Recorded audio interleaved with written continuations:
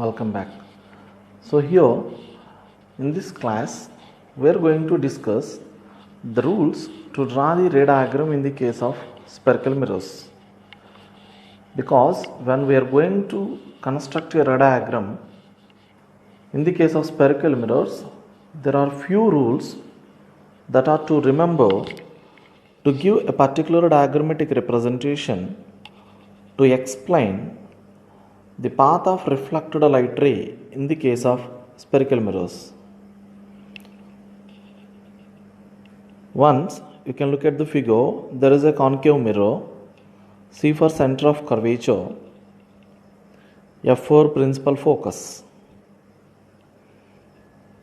Now here there is an incident light ray on the concave surface parallel to principal axis. See, the reflected light ray has to pass through principal focus. So when the incident light ray is parallel to principal axis, reflected light ray will be passing through the principal focus. Now you see the next step, the incident light ray is passing through the principal focus, so that the reflected light ray is parallel to the principal axis. Of course, it is principle of reversibility even. In optics, we do call it as principle of reversibility.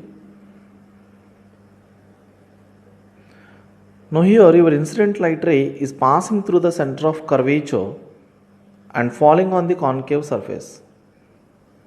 I told you any line passing through center of curvature will be the radial line, so that will be normal incidence. So the reflected light ray will retrace its path when the incident light ray is passing through center of curvature.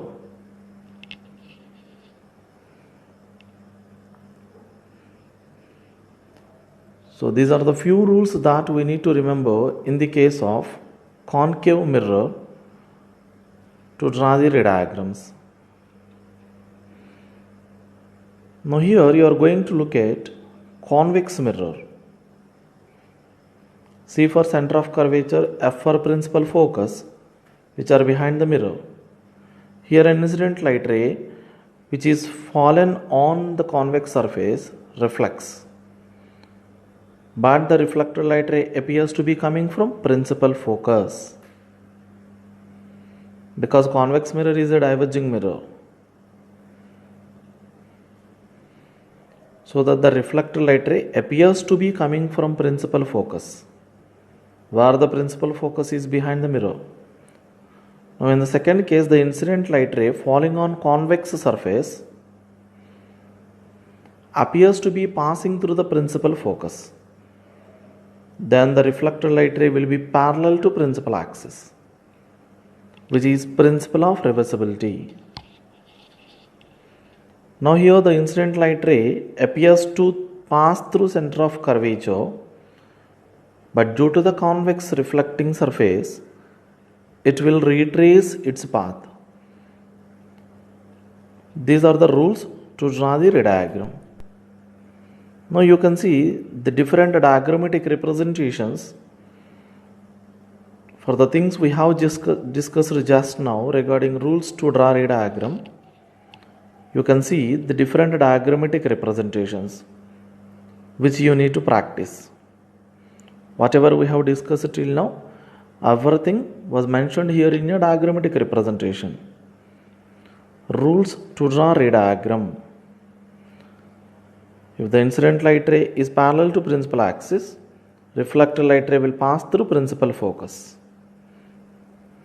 If the incident light ray falling at a pole, third case, the incident light ray has fallen at the pole, then principal axis acts as normal at the point of incidence, which is pole. Then the reflected light ray will be on the other side of the principal axis, so that angle of incidence equal to angle of reflection. Because whatever the reflecting surface, loss of reflection should hold good. So you are seeing left side, it's related to concave mirror, right side it's related to convex mirror. Once look at the screen, there is an image formation for a distant object. due to a concave mirror. When the light rays coming from distant object as parallel beam of light rays, they are going to converge in front of the mirror, so the image can be caught on the screen. Of course, the distance of image from the mirror is its focal length. Now we are going to discuss the image formation due to the spherical mirrors and the observations.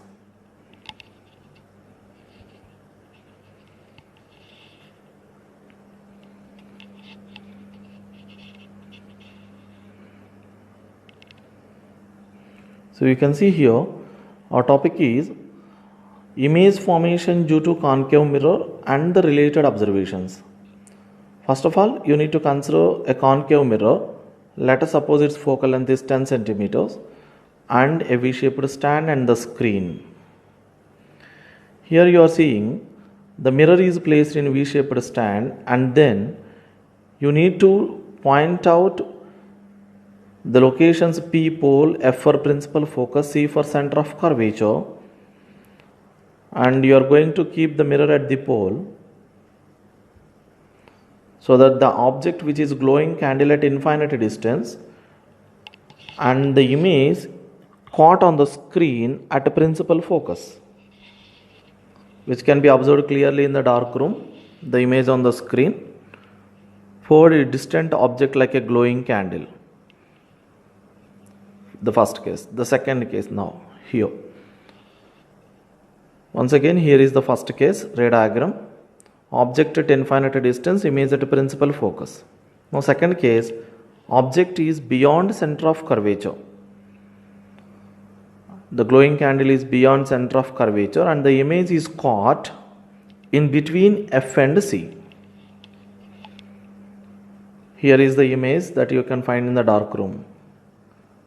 So when the object is placed beyond center of curvature, you can caught image on the screen in between F and C. The related ray diagram for the second case. Object is beyond C, real image is in between F and C, and the image is inverted diminished.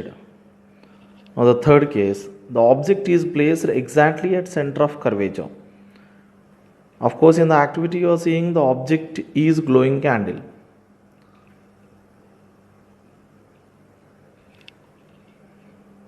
The image on the screen caught at the center of curvature itself. So the image caught on the screen at the position of object itself when object is at C. Here is the related ray diagram.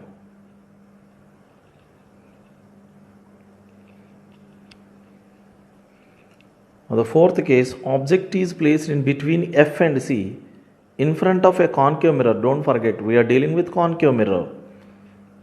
So that the image is caught on the screen which is beyond C. So when the object is in between F and C, the image due to the concave mirror will be beyond C, which is real inverted but magnified image. You see beyond C, magnified image. Now in this case, object is going to be placed exactly at a principal focus. Means the distance of object from the spherical mirror is equal to its focal length. Then people were able to caught the image on the screen which is far away from the spherical mirror. Principle of reversibility. When the object is at a principal focus, image will be at infinite distance. Now here is the related ray diagram. Object is at F, image at infinite distance, not at a definite distance. Now the last case with concave mirror, the object is located very close to the mirror, that is within principal focus. Then there was no image caught on the screen. So no real image when the object is in between P and F. But you can see the virtual image in the mirror, you see, which is magnified image. So when the object is in between P and F, the virtual image will be within the mirror and the image is magnified.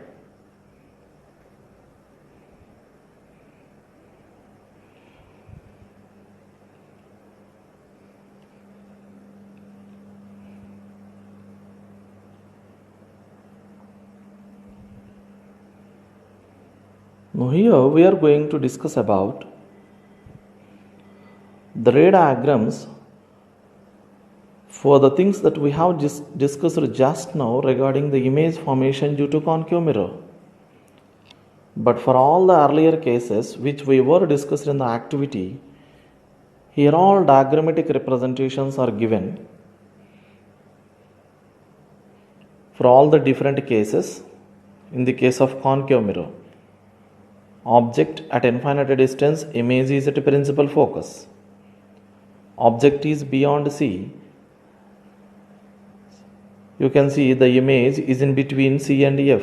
Of course, the image is real, inverted and diminished. If the image is in front of the mirror, due to converging beam of reflected light rays, then it can be caught on the screen, which is a real image. Of course, if the light rays are diverging after reflection, due to the diverging beam of light rays, you can find the image in the mirror, which is a virtual image. Yes, a concave mirror can give a virtual image which is magnified when the object is very close to the mirror, that is within principal focus. In all other cases, the concave mirror gives a real inverted image, of course, which is either diminished or magnified. The real image due to concave mirror is either diminished or can be magnified. But the virtual image due to concave mirror is always magnified.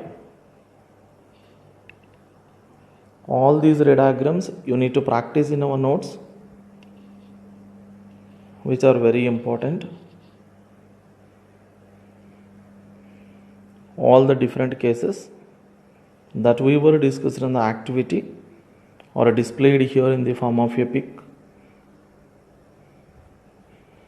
which are the ray diagrams to show the image formation due to concave mirror.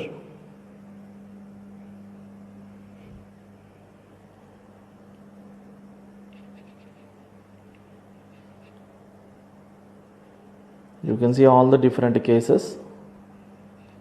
Very important to remember. For the position of the object in front of concave mirror, where the image can be located and what type of image, whether it is real or virtual, whether it is magnified or diminished. Usually real image is inverted image, virtual image is erect image.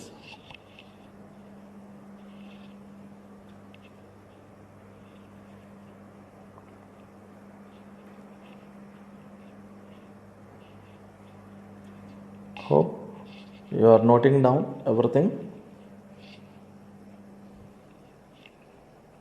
You can see when the object is in front of the concave mirror. Now we are going to discuss about convex mirror. When the object is at infinite distance, the parallel beam of incident light rays to give a virtual image behind the convex mirror at principal focus. Apart from that, in front of convex mirror, anywhere you place the object, you always get a virtual image in the convex mirror, and the virtual image will be very close to the convex mirror within principal focus. That's the reason why in our rear view mirror of bikes or cars, whatever the position of object behind our vehicle, but we can see in the mirror, the image of that particular vehicle will be very close to us, because the virtual image in convex mirror will be very close to the mirror and is always in between pole and principal focus.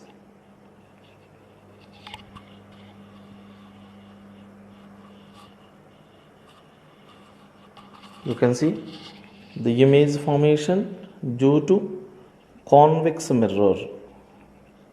We don't come across different cases like in concave mirror. Because for convex mirror, center of curvature and principal focus falls behind the mirror. So we don't place an object behind the mirror. Now here in this picture you can see the object is placed at a definite distance in front of convex mirror and the virtual image is behind the convex mirror, which is diminished. So for any position of the object in front of convex mirror, we always get a virtual image which is erect and diminished. A concave mirror also can give a virtual image, but which is always magnified. But a convex mirror gives a virtual image which is always diminished. Of course, whenever the object is placed in front of the mirror, whether it is spherical mirror or plane mirror, we call it as a real object. So for any real object position in front of convex mirror, we come across a virtual erect diminished image. So this is all about the image formation due to the spherical mirrors and the related ray diagrams. So in the next class, we come across the different mathematical analysis that are connecting with object distance from the mirror and the image distance and the focal length of the spherical mirror. Connecting with all this, we come across little more mathematical analysis in the case of spherical mirrors. Of course, we deal with the applications according to the concept of mirror formula, which is 1 by V plus 1 by U equal to 1 by F. So take care of this class. Practice properly all the ray diagrams in your notes. Don't neglect. These are all very basic, important concepts to move further with optics. Take care and thank you.